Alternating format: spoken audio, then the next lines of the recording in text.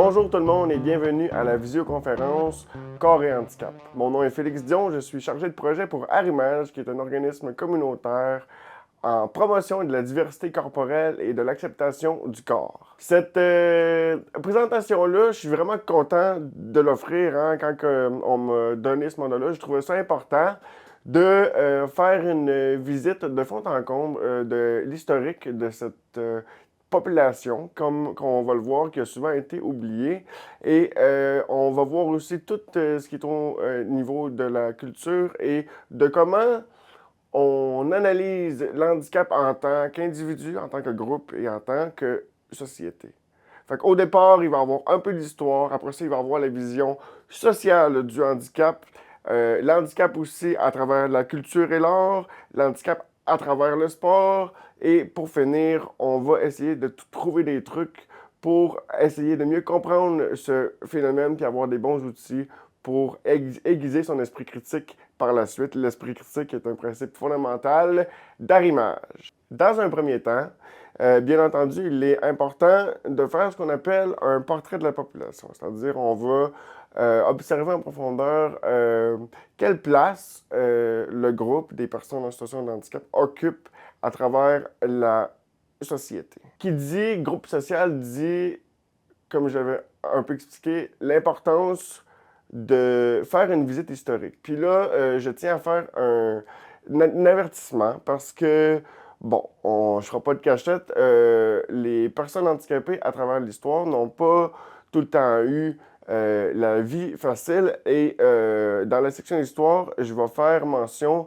de l'eugénisme à quelques reprises. Fait que si c'est un sujet qui vous tracasse, vous pouvez accélérer la visioconférence pour passer à un autre sujet. Mais l'eugénisme, dans le fond, c'est de sélectionner les parties d'une population qui sont défaillantes, c'est-à-dire les personnes en situation d'handicap, les personnes aussi qui sont atteintes d'un handicap mental aussi. Puis c'est l'idée que l'eugénisme, c'est de prendre cette population-là et de souvent les écarter, voire les exterminer. Mais c'est une chose qui a existé à travers l'histoire et qui a été longtemps cachée, mais qui est aujourd'hui primordiale, je crois, pour observer où est-ce que les personnes en situation de handicap sont rendues aujourd'hui et vers où il faut aller. Mais pour évoluer en tant que groupe social, il faut être conscient de ses blessures, puis il faut être conscient d'où on vient. C'est vraiment intéressant parce que quand j'ai commencé à faire ma recherche historique, j'ai voulu, bien entendu, y aller d'un point de vue global. Bien entendu, je pourrais faire peut-être 3 visioconférences complètes simplement sur l'histoire des personnes en situation de handicap. C'est sûr que à des fins de synthétisation, il a fallu que je prenne les gros morceaux, mais fait intéressant. Il y a des représentations et des traces des personnes en situation de handicap qui datent de l'Égypte ancienne. Hein? Puis c'est intéressant parce que les personnes en situation de handicap avaient une place privilégiée et prépondérante dans la société égyptienne parce que, d'un côté, chez les Égyptiens, les personnes en situation de handicap étaient considérées comme des œuvres inachevées des dieux. Puis, le but de la société égyptienne, c'était d'aider ces gens-là à vivre parce que c'est comme aider, grosso modo, un cadeau des yeux. Puis en plus, certaines personnes avec des aides à la mobilité telles que des béquilles et autres avaient des exemptions d'impôts faites par la société pour les aider avec ces coûts-là.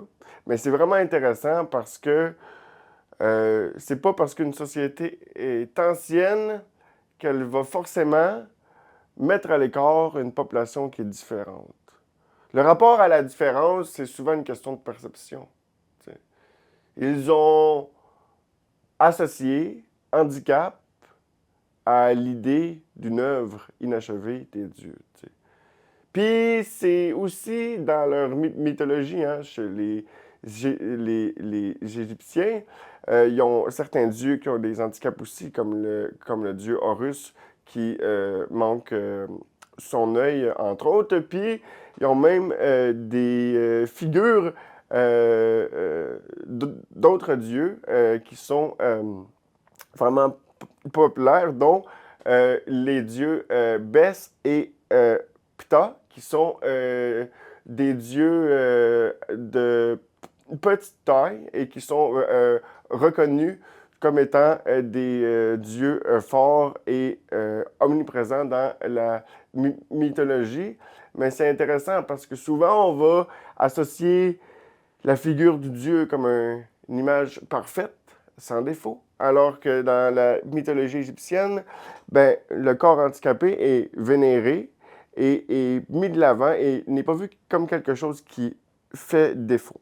On avance un petit peu dans le temps, puis on se déplace jusqu'à la Grèce antique. La Grèce antique, le rapport au corps est un petit peu différent. Bien entendu, c'est une société qui valorise le corps beau et puissant, le corps du guerrier.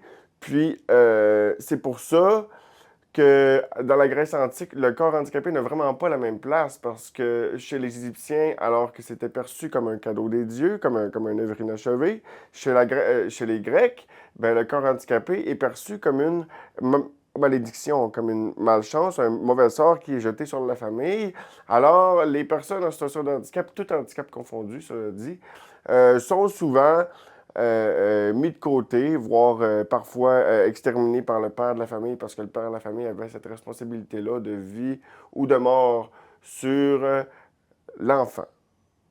Puis la seule place où est-ce que les personnes en situation de handicap pouvaient avoir un peu plus de reconnaissance, c'est s'il y avait un soldat qui était vétéran et qui s'était blessé à la guerre, il avait le droit quand même d'être inclus dans la société, pardon, car il avait donné son dû à la société.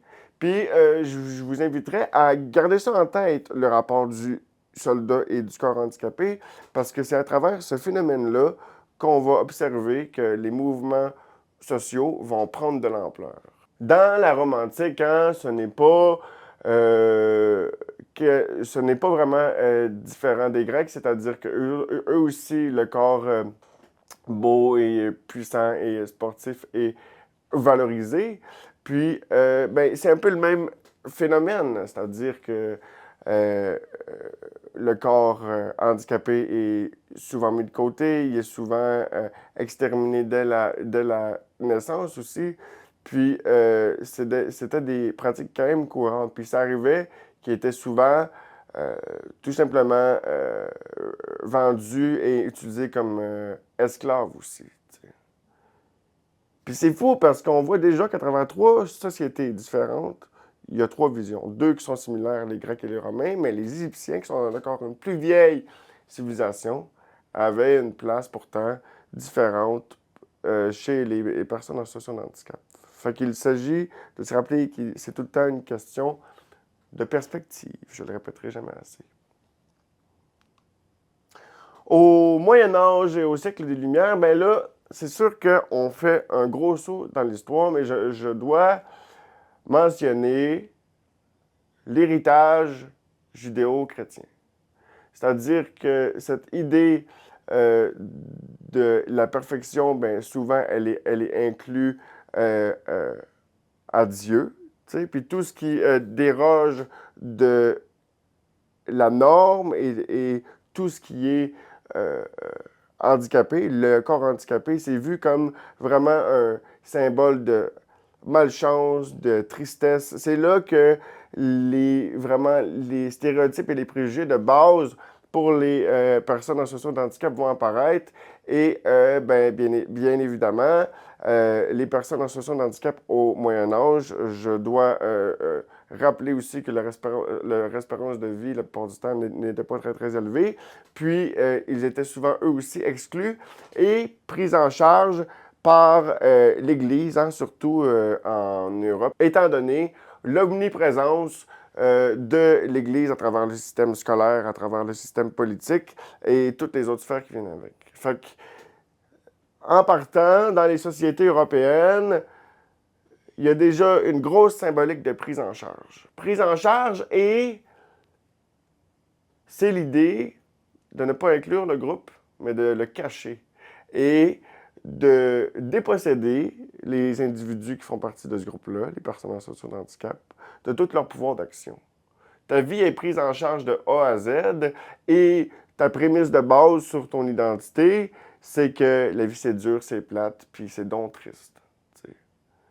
Et c'est encore basé sur une idée de charité et de don de soi, mais la participation des personnes en situation d'handicap au Moyen Âge était quasi inexistante. La seule chose qui est très intéressante à ce niveau-là, c'est la figure du bouffon. Il y a les fous du roi qu'on a vus au fil du temps qui servaient, pour ceux et celles qui ne savent pas, à désamorcer les tensions de la cour. C'est-à-dire que le bouffon, le fou du roi, si on veut, c'était une des seules figures qui avait ouvertement le droit de se moquer du roi et de la cour. Le fait qu'on utilise la personne en situation de handicap comme un bouc émissaire, bien entendu, c'est sûr que c'est souvent tourné vers la moquerie, puis je veux dire, la personne en situation de handicap reste quand même dans son image de bouffon, mais ça reste que c'est la seule personne de toute la cour et de toute la population qui a ouvertement le droit de se moquer de la cour, t'sais. Fait que même si cette figure du bouffon reste excessivement méprisante pour la personne en tant que telle, ça reste que cette personne-là, dans une monarchie européenne souvent absolue, ça reste que c'est cette personne-là qui a ce pouvoir-là. T'sais. Puis c'est à ça que servait la figure du bouffon, c'est de désamorcer les non-dits et de ouvertement rire des railleries de la cour et du roi pour calmer le climat chez les aristocrates.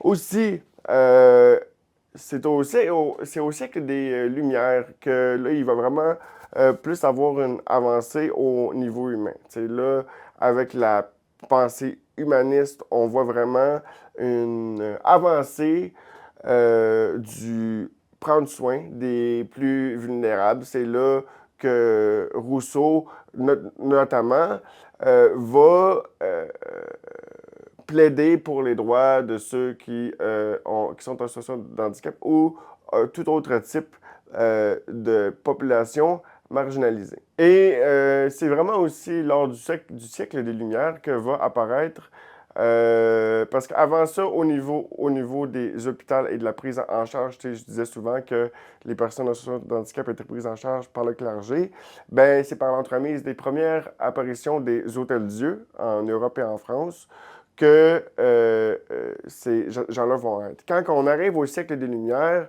il y a une institution qui est instaurée par l'abbé de l'Épée. L'abbé de l'Épée qui est juste en haut du fou du roi, c'est lui qui a la même coupe que le bonhomme sur les sachets de gruau Quaker.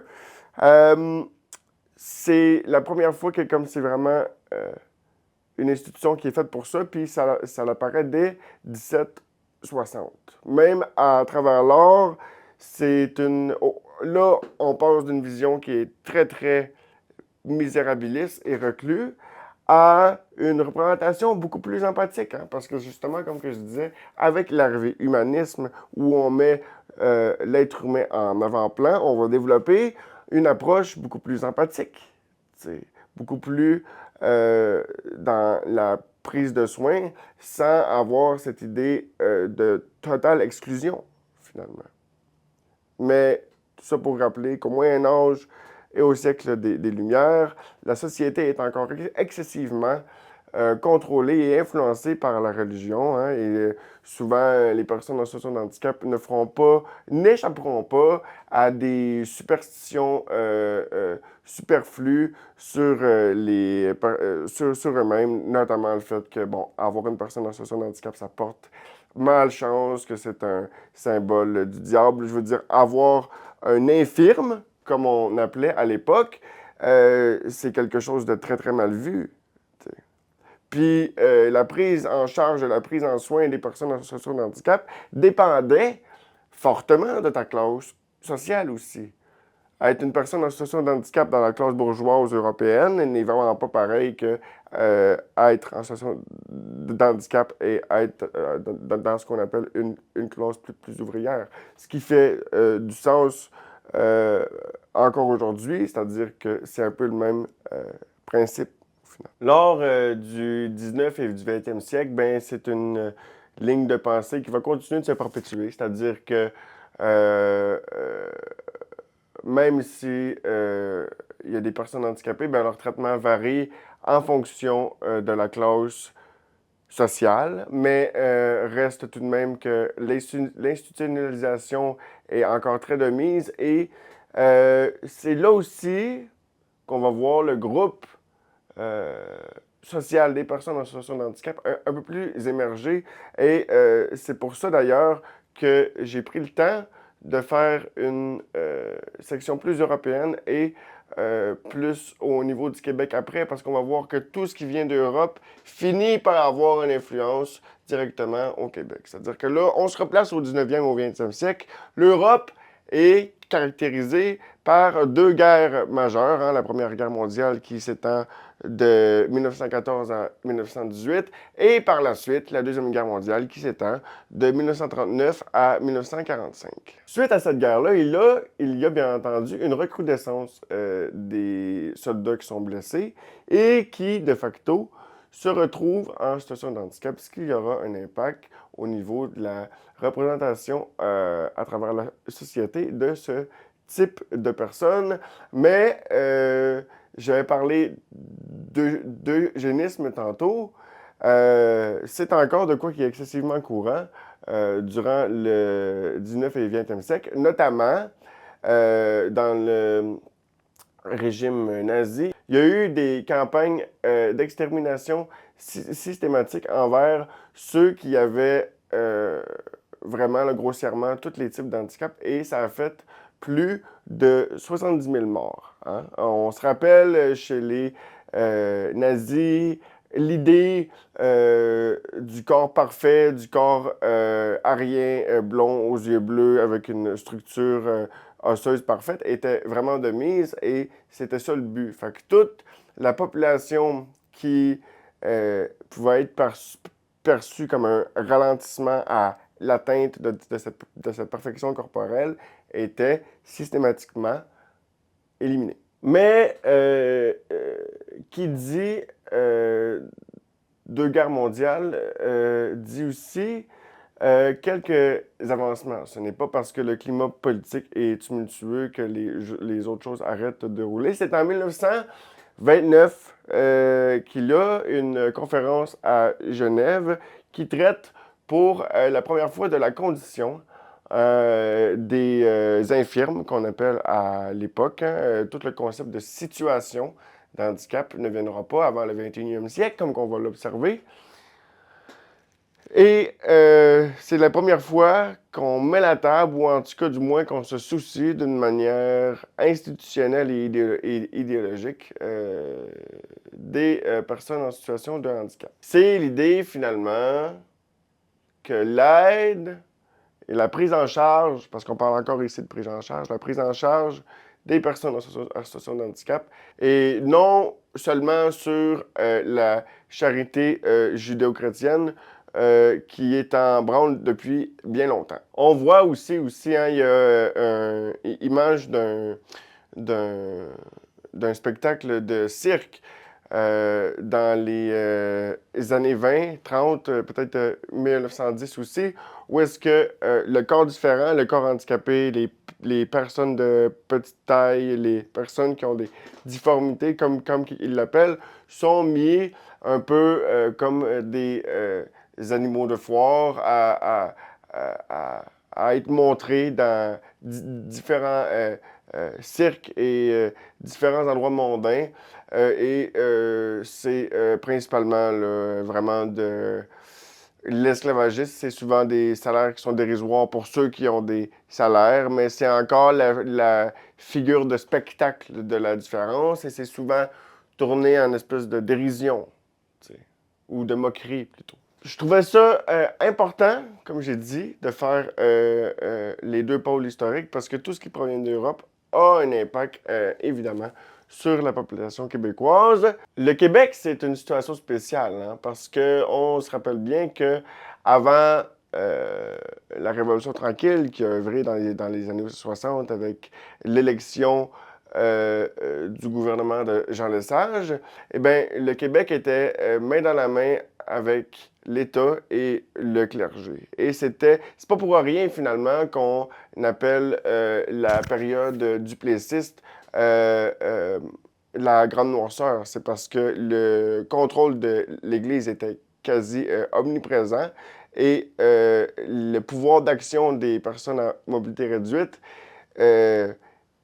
était minime. Souvent, c'était des gens qu'on plaçait tout de suite en institution, qu'on faisait réaliser aussi des emplois quelque peu fantoches, par exemple,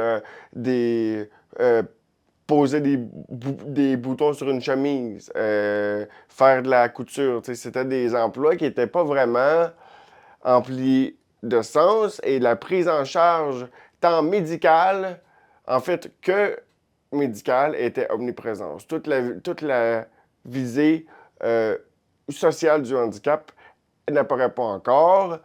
Puis, c'est vraiment ça. Au début, les personnes en situation de handicap étaient systématiquement cachées, un peu comme qu'on a vu durant le restant de l'histoire. Comme je disais, c'est vraiment à partir de la Révolution tranquille et des années 60 qui commence à avoir les premiers soubresauts d'action sociale au Québec. Lors de la commission Nepveu et Castonguay dans les années 70, qui est un rapport sur l'état social des populations au Québec, ben, on découvre littéralement la population des personnes en situation de handicap. Ces gens-là qui étaient systématiquement mis de côté, marginalisés, ont finalement une voix. Puis, c'est là que les premières lois vont émerger pour tout ce qui est au niveau de la reconnaissance de dignité et de droit. Je trouvais ça important pour la suite des choses, puis j'en ai déjà parlé un petit peu. Je vous ai mis la puce à l'oreille, comme on dit. C'est important, à travers tout ça, de parler du phénomène de l'après-guerre. Parce que c'est dans ce phénomène-là que les personnes ayant un handicap vont finalement être reconnues. Parce que lorsque tu reviens, un peu comme j'expliquais tantôt, avec les Grecs, les vétérans de guerre ont donné leur corps, leur vie, souvent, à la société. Fait que le groupe se retrouve souvent en position de dette envers cette population. Alors, la légitimité de reconnaître leurs droits est plus facile. Mais c'est fou de constater que ça aura pris l'arrivée des vétérans pour légitimiser les droits et l'accès à différents services des personnes handicapées. Parce qu'avant, c'était pas quelque chose qui était considéré. Je veux dire, à force de se faire infantiliser et de se faire prendre en charge, bien souvent, on ne considère pas finalement que les personnes en situation de handicap, c'est des personnes comme tout le monde. T'sais. Mais là, c'est bien beau tout ça. Je vous ai fait une revue historique. Je vous ai expliqué un peu la place du corps handicapé dans la société, l'idée de prise en charge, l'idée d'exclusion, l'idée de marginalisation. Mais qu'en est-il du concept en soi? T'sais, si on creuse l'handicap, c'est quoi qui se cache derrière? Qu'est-ce qui font qu'un handicap est un handicap? C'est-à-dire que il s'agit d'abord et avant tout d'une vision sociale et d'une perception. Parce que si on fait un petit retour en arrière rapidement, puis qu'on se rappelle que les Égyptiens, ils percevaient les personnes en situation de handicap comme une œuvre inachevée des dieux, alors comme ça, il y avait des privilèges, bien, la place que tu accordes à une population dans ta société, ça dépend de la vision que tu lui confères.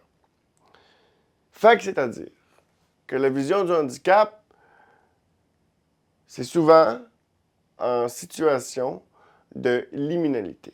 Je vais vous faire un discours d'anthropologie 101. Quand tu es en situation de liminalité, c'est-à-dire que tu es toujours sur le seuil. C'est-à-dire qu'en anthropologie, il y a 3 stades à l'intégration d'un groupe.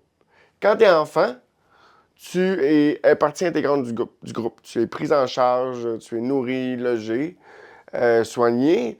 Puis là, tu grandis. Puis là, tu vas en adolescence. Fait que là, tu es mi-enfant, mi-adulte, tu es en changement constant. Tu es encore dans le groupe, mais tu es comme à l'extérieur du groupe parce que tu es sujet à tellement de changements, tellement d'évolution, que tu n'es ni en dehors ni en dedans. Et évidemment, quand l'adolescence finit, on réintègre la société en tant qu'adulte et on fait après coup partie intégrante du groupe. Sauf que lorsqu'on est en situation de handicap, la grande majorité du temps, on n'est ni à l'intérieur du groupe, ni à l'extérieur du groupe. On fait partie de la population, mais il y a tout le temps des points qui vont nous rappeler qu'on est différent. Notamment l'environnement. C'est l'idée que l'handicap, finalement, ben, il n'est pas que de la responsabilité individuelle. Ce n'est pas de la faute de l'individu d'être sur handicap. Ce qui crée l'handicap, c'est l'interaction de l'environnement avec la personne. Mais il s'agit d'abord et avant tout de comprendre qu'à travers l'handicap, à travers les préjugés, puis les stéréotypes, puis la marginalisation, il y a un être humain qui a simplement des besoins différents. Il n'y a pas moins de besoins, il n'y a pas plus de besoins, simplement qu'ils sont différents. Puis moi, personnellement, ça m'a aidé aussi à comprendre ma situation, puis à désamorcer l'image du fardeau, parce que souvent, je voulais pas dire que j'avais besoin d'aide pour monter le seuil d'une porte, ou ouvrir la porte des toilettes, ou juste sortir de chez nous, tu sais. J'avais tout le temps l'impression que c'était un gros fardeau, tu sais. C'était ma faute et mon problème si j'étais en situation de handicap, alors que non. C'est bien dommage, ça peut être perçu comme quelque chose de malheureux, mais en même temps, je suis né comme ça. Les gens qui ont un handicap souvent sont nés comme ça ou ils ont un accident, ou peu importe la situation, mais reste que, en bon français, il y a toujours moyenné dans la vie, puis c'est pas une situation de naissance ou arrivée qui va définir comment tu vas vivre dans la vie par la suite. Quand j'ai découvert la théorie de processus de production du handicap, c'est là que j'ai compris que la place et l'inclusion des personnes en situation de handicap était un devoir de société. C'est-à-dire que si la société, dans un monde idéal, adopterait toutes les portes, tous les boutons poussoirs, les dépanneurs, les épiceries, les cinémas, ben, il n'y en aurait pas d'handicap. L'handicap, comme j'ai dit, c'est l'interaction entre l'individu et l'environnement. Et c'est quelque chose qui est très changeant et qui est très dynamique aussi. L'handicap change en fonction des saisons. Mon handicap n'est pas le même l'hiver, il n'est pas le même l'été, il n'est pas le même le printemps, il n'est pas le même l'automne. Et c'est quelque chose de foncièrement dynamique. Une situation de handicap aussi, ben, c'est l'interaction des facteurs personnels, des habitudes de vie, des facteurs environnementaux qui sont entremêlés les uns les autres. Puis j'aime bien ça parler du processus de production du handicap parce que c'est une théorie, une vision sociologique qui a été élaborée au Québec par un chercheur spécialisé pour tout ce qui est au niveau de la question du handicap, Patrick Fouguerelas, qui est un éminent sociologue de l'Université de Laval. Fait que je trouvais ça cool de le montrer parce que c'est une théorie qui vient de chez nous et qui est adoptée dans plusieurs cadres et dans plusieurs recherches. Alors, c'est tout le temps le fun de trouver des données de chez nous. Ce chercheur-là, notamment, propose une vision multidimensionnelle du handicap. Avoir un handicap, c'est pas juste ne pas pouvoir rentrer dans un bâtiment. Avoir un handicap aussi, c'est l'idée de penser que si les endroits de socialisation ne sont pas accessibles, ben c'est toute la vie de l'individu et du groupe qui y en est atteint. T'sais.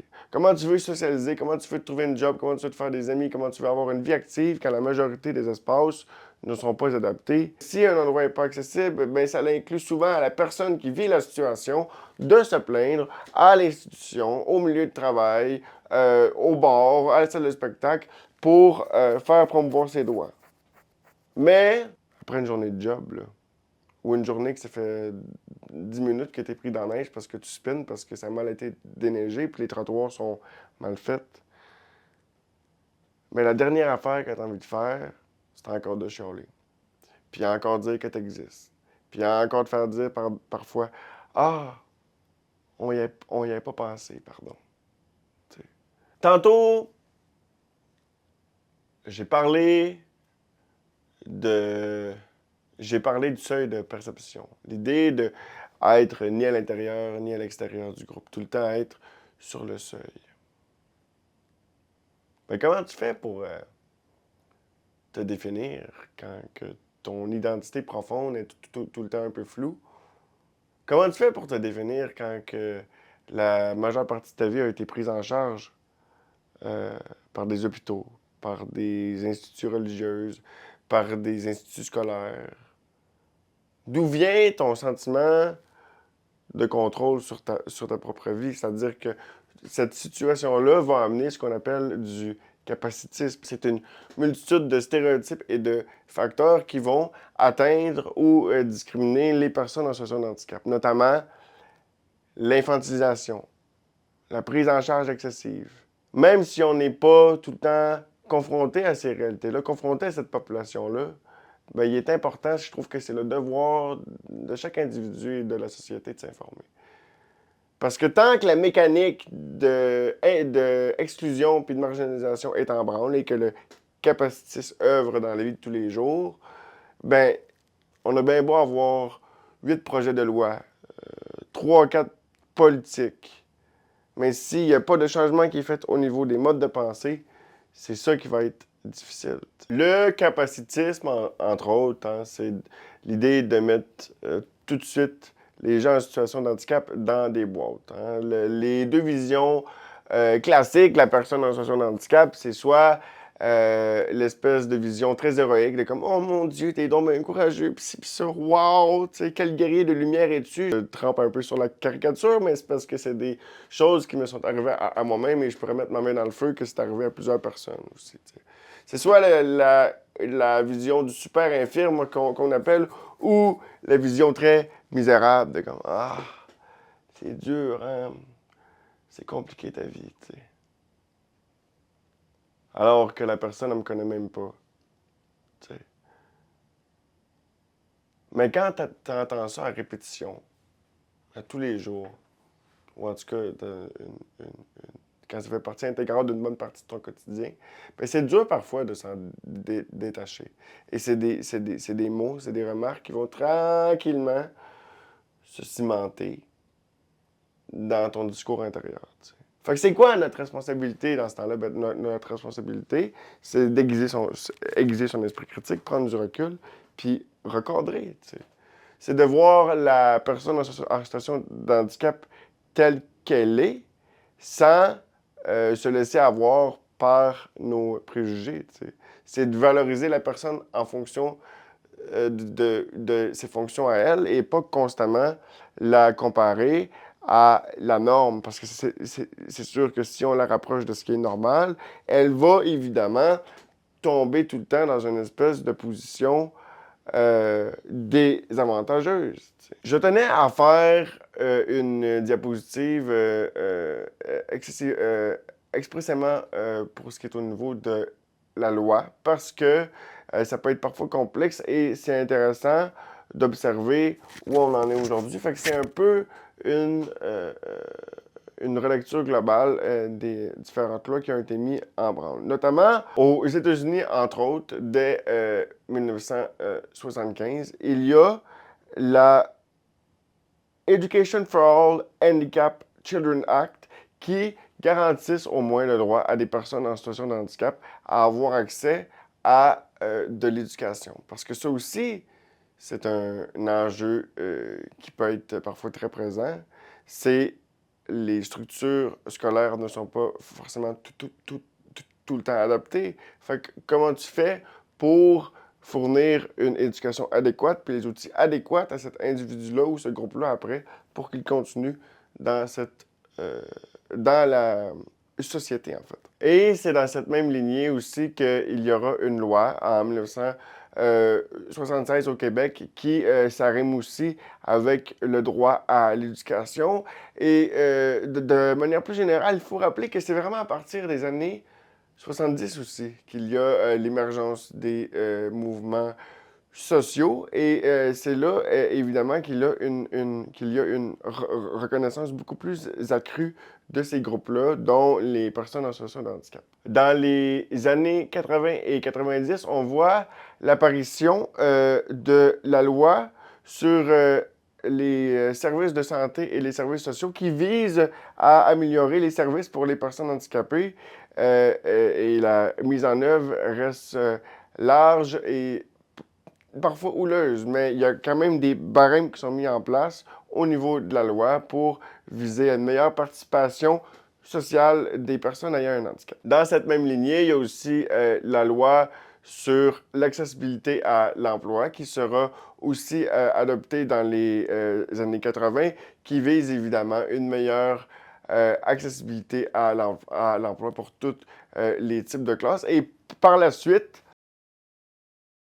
l'autre événement majeur au niveau du Québec, c'est en 2004, il y a une politique d'intégration qui, pour les personnes handicapées qui est adoptée par le gouvernement. C'est une politique qui somme les gouvernements à adapter dans la mesure du possible et dans une visée d'inclusion les différents lieux, qu'ils soient publics ou privés, dans l'environnement et la société. Par la suite aussi, hein, en 2006, il y aura la loi sur les droits des personnes handicapées qui établit des principes de non-discrimination, d'accessibilité et d'inclusion dans tous les aspects sociaux. Fait que là, on prend une pause. Puis là, on voit cette espèce de ligne-là. T'sais, on part d'une classe qui est excessivement marginalisée, excessivement mise de côté, puis qui est empreinte parfois du fardeau des préjugés et des stéréotypes à tranquillement une reconnaissance par l'entremise des vétérans qui se traduit jusqu'au Québec aussi parce que, évidemment, la population québécoise et canadienne ira aussi à la guerre, fait que c'est pas un sujet qui nous est lointain. Pour finalement s'arrimer dans la même mouvance dans l'émergence des réseaux, des mouvements sociaux dans les années 70 vers une reconnaissance des personnes en situation de handicap. Fait que ça part de la prise en charge pure par la charité et le domaine médical, la figure du malade, de la maladie, quelque chose de très péjoratif, vers la reconnaissance des droits, la mobilisation et l'acceptation et, incidemment, toute cette notion d'empowerment du groupe, par le groupe et pour le groupe. Et plus récemment, en 2017, il y a un renouvellement de l'engagement du gouvernement à promouvoir l'inclusion et l'accessibilité pour les personnes en situation de handicap. Mais, seul bémol, c'est que même s'il y a des lois au niveau de l'accessibilité à l'emploi et des bâtiments, théoriquement, les bâtiments construits après 1976, les bâtiments publics, parce qu'il s'agit d'un autre régime quand il s'agit des bâtiments privés, les bâtiments bâtis après 1976 sont supposés être adaptés. Le X, c'est que sur papier, c'est beau, c'est cute, il y a une politique, il y a des lois, il y a des moyens qui sont mis en place pour une meilleure inclusion. Le problème, c'est qu'il n'y a pas de mesures coercitives réelles de ces lois-là.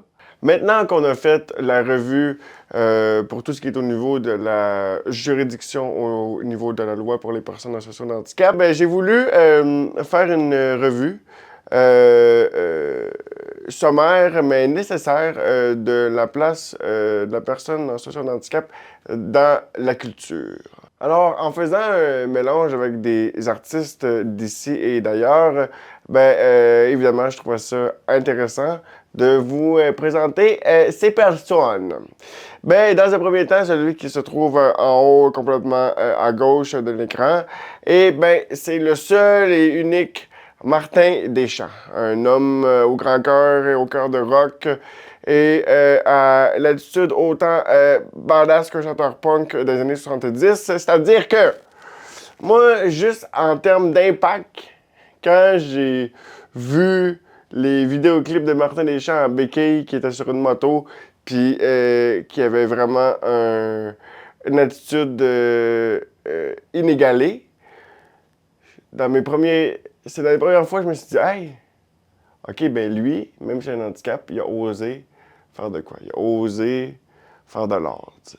Il a osé se montrer, tu sais. Ça a été mes premiers soubresauts de moi qui se dit, OK, je peux faire quelque chose, même si j'ai une situation de handicap, tu sais. Martin Deschamps, il a vendu plusieurs albums au Québec. Il a été récipiendaire de différentes compétitions, dont le festival de la chanson de Granby.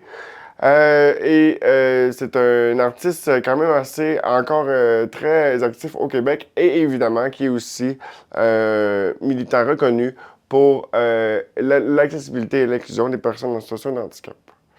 L'autre qui est juste à côté, que j'avais bien hâte de vous montrer parce que c'est parfois un fait qui est méconnu, il s'agit de Frida Kahlo. Frida Kahlo est une peintre mexicaine excessivement emblématique quand Frida Kahlo a été élevée au statut de légende au Mexique. C'est une peintre dont l'œuvre est caractérisée par la douleur, la solitude et aussi la militance et le rapport au corps parce que Frida Kahlo, lorsqu'elle était jeune, elle s'est faite frapper par un bus. Puis elle a passé la majeure partie de sa vie alitée. Et qu'elle peinturait, c'était souvent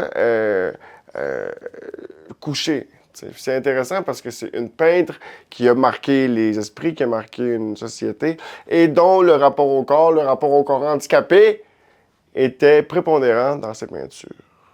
Alors, Frida Kahlo était en situation de handicap. Par la suite, toujours à droite de Frida Kahlo, se trouve Isaac, qui est un personnage qui a joué dans la série Sex Education. Isaac, c'est un jeune homme qui est quadraplégique et qui fréquente l'école dans l'émission. Sex Education, qui je le rappelle, est une émission de sensibilisation par rapport à la vie sexuelle chez les ados et jeunes adultes, mais c'est amené d'une manière tellement authentique et tellement réaliste qu'elle fait un beau portrait, je crois, des réelles épreuves du quotidien et des bons coups des quotidiens des personnes en situation de handicap. Et l'acteur qui joue Isaac, ben, il est réellement en situation de handicap. C'est aussi une première pour une série d'autant grande diffusion, c'est-à-dire que normalement, les personnes en situation de handicap, la plupart du temps, sont jouées par des personnes qui n'ont pas d'handicap. Fait que comment tu veux comprendre une réalité quand tu joues le rôle d'un personnage en ne possédant pas une majeure partie de son identité, c'est-à-dire le handicap. T'sais, alors que George Robinson, qui est le nom réel de l'acteur, lui, possède cette expérience-là, a eu un accident de voiture qui l'a rendu quadraplégique. Et on le voit, hein, incidemment, dans l'émission, la réalité. Moi, de mon bord, je trouve trouvé que ça a été une des représentations les plus précises et les plus fidèles de ce qu'était avoir une situation de handicap. Et pour ceux qui l'auront reconnu, ben, à droite de George Robinson se trouve Ray Charles. Ray Charles, qui est un bluesman américain qui a remarqué plusieurs générations, il a défini plusieurs styles, mais Ray Charles était non-voyant. Fait intéressant aussi, la cécité chez les artistes blues aux États-Unis était partie prépondérante de la scène. Hein? J'aurais pu en nommer plusieurs autres, là, entre autres Father Blind Willie. C'est des bluesmen des années 20-30 qui gagnaient leur vie en faisant de la musique. Et j'aurais pu nommer, bien évidemment, Stevie Wonder, qui lui aussi est atteint de cécité, mais qui a eu une carrière musicale, ma foi, très prolifique. Par la suite, en bas à gauche, il y a Alexa Carlebert, qui est une actrice émergente, qui est aussi en situation de handicap. J'ai le plaisir de aussi la connaître personnellement. J'ai partagé quelques... je partage une belle amitié avec elle, puis c'est le fun de voir que elle est en train de percer dans son métier d'actrice. Alexa, bien entendu, aussi est en situation de handicap des suites d'un accident de voiture à l'âge de 16 ans. C'est d'ailleurs à cette époque qu'on s'est rencontrés.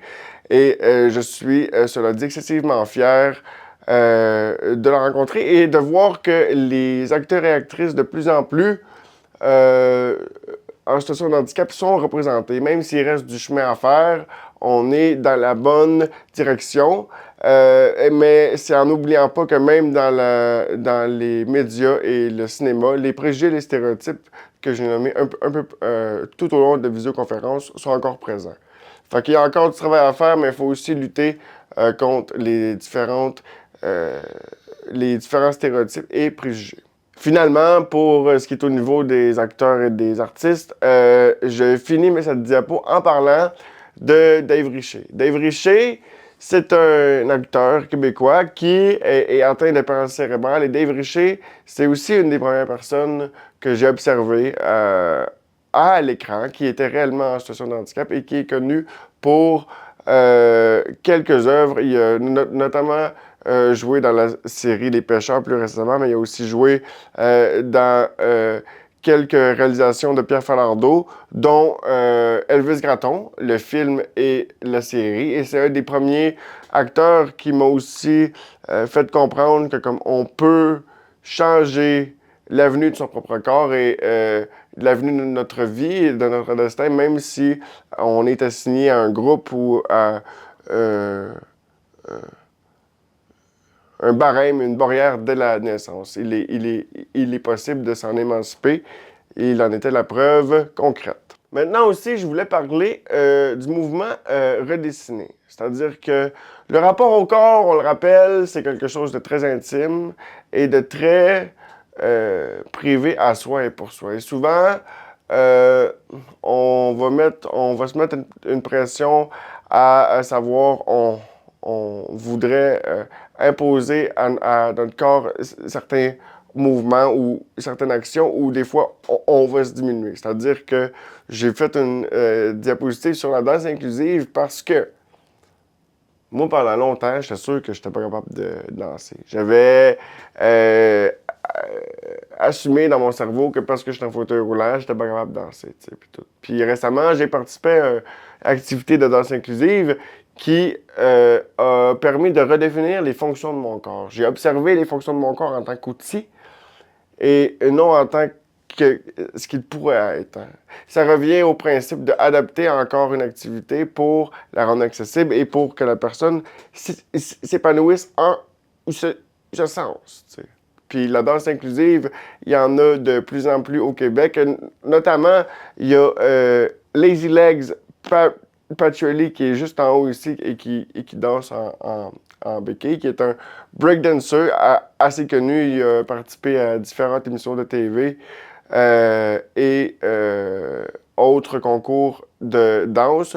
Puis il a fondé son propre école de danse inclusive, ce qui est vraiment un pas dans la bonne direction. La dernière et ultime section de cette visioconférence, j'ai voulu mettre l'emphase sur l'importance de l'handicap et les sports. Parce que oui, les personnes en situation de handicap pratiquent le sport et il y a encore une fois un lien à faire entre l'émergence de la reconnaissance des vétérans dans la société et les personnes handicapées. Alors, si on veut, j'aimerais faire avec vous une revue de ce qui se passe au niveau des sports dans la société d'aujourd'hui pour les personnes en situation de handicap. Bien, il faut savoir que les premiers élans de tout ce qui est au niveau des Jeux paralympiques ont été mis en œuvre par le médecin britannique Ludwig Guttmann, qui était vraiment un fervent défenseur des personnes en situation de handicap. Et c'est lui qui a organisé en premier lieu les Jeux de Stoke Mandeville. Mandeville, qui est un hôpital en Angleterre qui prenait soin, évidemment, des vétérans de guerre et des personnes en situation de handicap. C'est dans l'enceinte de ces lieux que les premiers sports ont été mis en œuvre, les règlements adaptés et tout. Et après ça, au 9e jeu de Stoke Mandeville, dans les années 60, les Jeux de Stoke Mandeville ont migré comme les Jeux les Jeux paralympiques, en fait, dans les années 60. Fait que théoriquement, les Jeux de Stoke Mandeville sont le grand-père des Jeux paralympiques et les Jeux paralympiques ont lieu pour une première fois en 1960 à Rome. Et eux, les Jeux d'hiver, pardonnez mon suédois, ont lieu à Örnsköldsvik en 76 et auront le même débit que les Jeux olympiques normales, hein, c'est-à-dire qu'il y aura les Jeux d'été et d'hiver qui vont s'interchanger comme le veut la tradition. Il y a, bien entendu, bon nombre de disciplines à travers ces Jeux. Il y en a plus de 22. Ça va du tir à l'arc au basketball en fauteuil roulant, il y a aussi le rugby et d'autres sports. Et après la revisite globale des différentes compétitions, je vais aller plus précisément avec 2-3 sports adaptés que j'ai moi-même eu la chance de pratiquer. Bien entendu, ça va de mise de dire que la pratique de sport, pour tout le monde, tous les types de classes, les types de population, ben c'est bon pour l'estime de soi, c'est bon pour l'inclusion et c'est bon pour l'émancipation d'une personne par rapport au groupe. Fait que ça a un côté très bénéfique et les sports vont aider à la reconnaissance aussi des personnes en situation de handicap. Il y a aussi d'un côté les Deaflympics, qui est en traduction française, l'Olympique pour les personnes malentendantes et c'est la plus vieille organisation de parasport au détriment des Jeux paralympiques. Les Deaflympics, qu'on appelle, ont été fondés par Eugène Rubens Alquet en 1924. Eugène, c'était un fervent défenseur des personnes malentendantes. Et ici, juste à côté de sa photo et de sa fabuleuse moustache, on voit une des premières représentations de ces athlètes malentendants lors de cette compétition. On compte plus de 19 disciplines dans ces Deaflympics. Et bien évidemment, eux aussi s'alternent entre les Jeux d'hiver et les Jeux d'été, comme les Olympiques standards. Et il y a aussi les Olympiques spéciaux, qui sont destinés à être une compétition olympique aux personnes vivant avec une déficience intellectuelle. C'est des jeux qui sont créés par Eunice Kennedy Shriver pour les fervents d'histoire et de politique. Il s'agit bien entendu de la sœur de John F. Kennedy, l'ancien président des États-Unis. C'est vraiment intéressant par contre parce qu'il y a dû avoir des redressements dans ces jeux-là parce qu'on s'est rendu compte, après différentes recherches et enquêtes, qu'il y a des athlètes qui faisaient semblant d'avoir une déficience intellectuelle pour participer au jeu et avoir tous les côtés positifs de faire cette compétition de haut niveau et notamment, il y a eu l'affaire des Jeux de Eugene en Oregon où, après enquête, plusieurs athlètes ont été surpris et pincés en train de falsifier des faux documents médicaux dans le but d'avoir accès à ces jeux. Les premiers Jeux olympiques spéciaux ont eu lieu en 1968. Il y a plus de 32 disciplines et comme les Olympiques normales, il y a une alternance en hiver et en été. Mais comme pour les Paralympiques et les Deaflympics, la pratique de sport, bien entendu, c'est bon pour l'inclusion de ces personnes et pour leur sentiment de communauté. De là, l'importance des pratiquer. On est maintenant rendu à la section des différents sports. Puis je voulais vous en parler parce que c'est des sports, comme que j'ai dit, que j'ai eu la chance de pratiquer. En premier lieu, c'est le basketball en fauteuil roulant. C'est un sport que j'ai pratiqué pendant plus de 10 ans et qui est quand même assez intense au niveau du fonctionnement. C'est sensiblement les mêmes règles qu'au basketball normal. Il y a différentes classes d'handicap, c'est-à-dire que plus tu es mobile, c'est-à-dire plus tu es capable d'aller chercher le ballon rapidement, de te pencher rapidement, ben, ton pointage va être élevé. Et moins tu as de mobilité, plus ton pointage est faible. Et après, sur un, sur une lignée partant de joueurs sur un terrain, il faut que la somme des points égale 15. Fait que tu peux pas avoir juste des joueurs qui ont full de mobilité. Ça prend un équilibre. C'est un sport qui a été créé aux États-Unis en 1946, pardon, à la suite du regroupement de différents vétérans de guerre qui voulaient passer le temps et trouver un moyen de faire de l'activité physique. La seule différence, comme qu'on voit avec un fauteuil traditionnel à droite de l'écran, c'est-à-dire que les roues sont plus campées pour plus de mobilité. C'est souvent des fauteuils qui sont ultra légers et c'est des fauteuils aussi qui disposent d'un pare-choc pour être en mesure de bien faire des contacts lors des situations de défense ou d'attaque.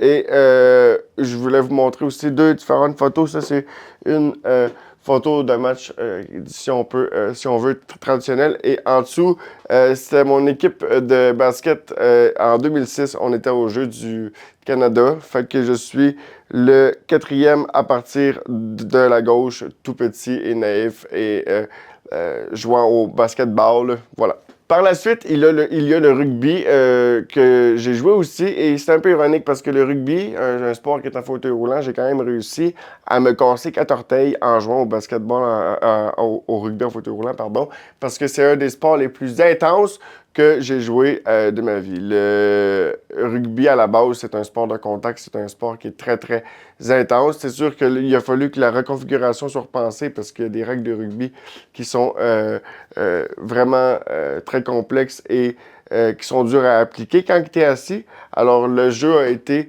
repensé. Ça ressemble un peu avec les mêmes logiques du handball, c'est-à-dire que ça se promène avec un ballon. Puis si on voit à l'écran, au lieu d'avoir un fauteuil standard comme, mettons, au basketball, ben, il y a un fauteuil offensif, qui est le fauteuil complètement à droite de la photo, puis il y a le fauteuil défensif. C'est-à-dire qu'il y a deux catégories de joueurs, et c'est souvent les joueurs qui sont plus mobiles qui seront des joueurs offensifs, et les moins mobiles seront parfois plus placés en défense. Mais c'est un sport, pardon, qui est excessivement basé sur le contact et il faut être aux aguets parce que les risques de chute sont très présents. C'est un sport qui a été développé dans les années 70 au Canada c'est un sport aussi qui évolue rapidement en termes de règles, mais ça provient aussi d'une volonté des vétérans de faire du sport et d'être plus actifs. Et finalement, le dernier sport que je voulais mettre sur la loupe, c'est un sport qui se rapproche de nous, qui se rapproche de notre culture parce qu'il s'agit du hockey sur luge. Le hockey sur luge, le hockey tout court, fait partie prépondérante de notre culture. Hein. On a la rondelle et le bâton de tatouer sur le cœur souvent. Les origines datent, par contre, de 1980.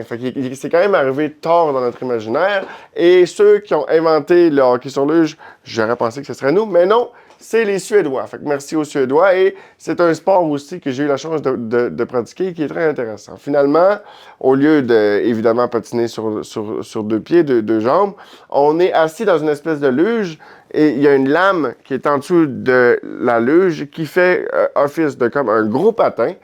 Et après ça, on a deux bâtons. Et au bout des deux petits bâtons, il y a des pics qu'on retourne comme ça. Alors là, j'ai deux bâtons comme ça, j'ai les pics qui sont là, j'ai la glace, et je me promène comme ça. Et pour tourner, ben, j'utilise le poids de mon bassin parce que je suis assis sur une lame. Et bien évidemment, tu lances, tu fais des lancers frappés et des tirs du poignet avec les bâtons qu'il y a dans tes mains. Le Canada domine au sein de ce sport et en espérant qu'il continue d'être au sommet de sa forme. Je vous ai parlé d'histoire, je vous ai mis en revue l'évolution de la place d'une population longtemps marginalisée, longtemps ignorée, longtemps mise de côté, pour comprendre d'où elle vient, puis c'est quoi les besoins nécessaires et primordiaux à cette population. C'est-à-dire qu'on a vu que cette population n'était pas dans la vie active au départ, était très sous le joug des différents préjugés, pour finalement migrer par l'entremise d'une autre classe, qui sont les vétérans et les amputés de guerre, pour finalement réussir à avoir aussi leur voix et passer d'être une population institutionnalisée à tranquillement arriver dans la vie active. T'sais. Mais à travers tout ça, il faut faire face aux préjugés, il faut faire face aux stéréotypes, il faut faire face aux mécanismes de discrimination qui se traduisent par du capacitisme, par de l'infantilisation. Et ça va être... C'est pas évident de trouver son identité à travers ça, tu sais. Parce qu'il y a encore le principe qu'être en situation de handicap, c'est être sur le seuil, c'est constamment vaciller entre l'opinion de ce qu'une personne handicapée devrait être et trouver aussi les fonctions de son corps. Fait que c'est un chemin qui est très sinueux. Puis c'est pour ça que je terminerai cette visioconférence-là en disant, sans tomber dans les phrases de coach de vie, mais c'est important de comprendre que l'handicap est une responsabilité sociale. L'handicap est une production sociale et il incombe à la société et aux individus, même si ils ne sont pas confrontés à la situation de handicap, d'adapter la société. Comme ça, ces gens-là pourront aller sur le marché du travail, pourront aller au bar, pourront aller au dépanneur, pourront aller à l'épicerie, pour faire des tâches que pour 95% des gens sont acquises, parce qu'ils font partie du quotidien. Mais chaque tâche acquise pour une personne normale peut parfois être une énorme montagne pour quelqu'un qui est en situation de handicap. Alors, il faut se rappeler du caractère social du handicap, trouver sa responsabilité, faire la part des choses, mais surtout, trouver sa propre voie. Je m'appelle Félix Dion. Merci d'avoir été présent pour cette visioconférence. Que le rock vous guide et que le danger vous garde. Ciao.